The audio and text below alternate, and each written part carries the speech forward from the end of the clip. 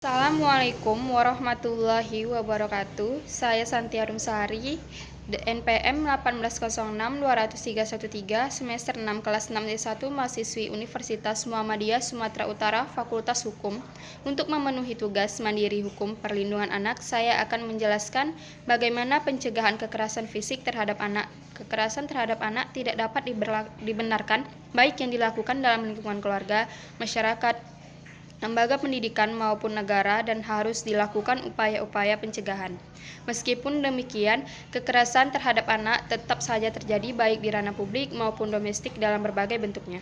Undang-Undang Dasar Negara Kesatuan Republik Indonesia 1945 Pasal 28B ayat 2 menyatakan bahwa setiap anak berhak atas perlindungan dari kekerasan dan diskriminasi, sedangkan untuk mencegah terjadinya kekerasan terhadap anak, Pasal 69 ayat 1 Undang-Undang Nomor 23 Tahun 2002 tentang Perlindungan Anak atau UU-PA menyebutkan bahwa perlindungan khusus bagi anak korban kekerasan fisik, psikis, dan seksual dilakukan melalui upaya A. Penyebarluasan dan sosialisasi ketentuan peraturan perundang-undangan yang melindungi anak korban tindak kekerasan, dan B. Pemantauan, pelaporan, dan pemberian sanksi.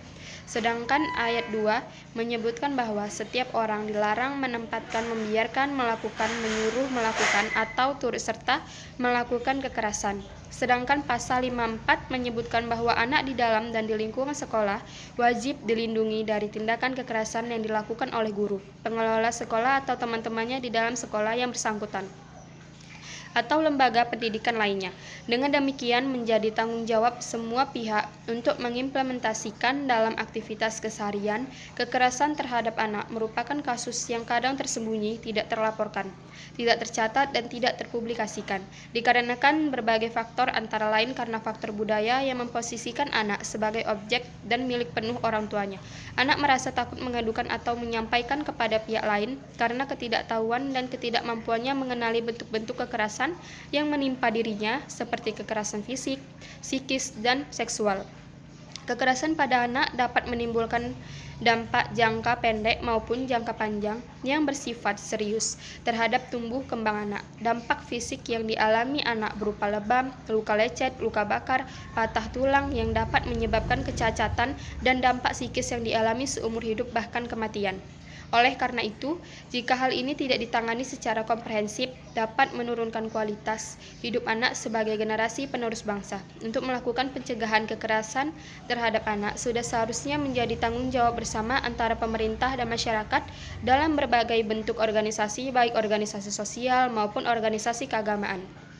Khusus untuk lembaga sosial dan keagamaan dapat digunakan sebagai wadah sosialisasi yang efektif untuk kampanye hidup damai tanpa kekerasan terhadap anak. Upaya lain memberikan pelatihan pada orang tua mengenai pengasuhan ramah anak, pelatihan guru bagaimana cara memperlakukan anak, dan bentuk upaya lain yang beri dampak pada terkuranginya kasus kekerasan terhadap anak. Atas dasar inilah yang mendorong Kementerian Pemberdayaan Perempuan dan Perlindungan Anak menyusun panduan pencegahan kekerasan terhadap anak di lingkungan masyarakat dan lembaga pendidikan.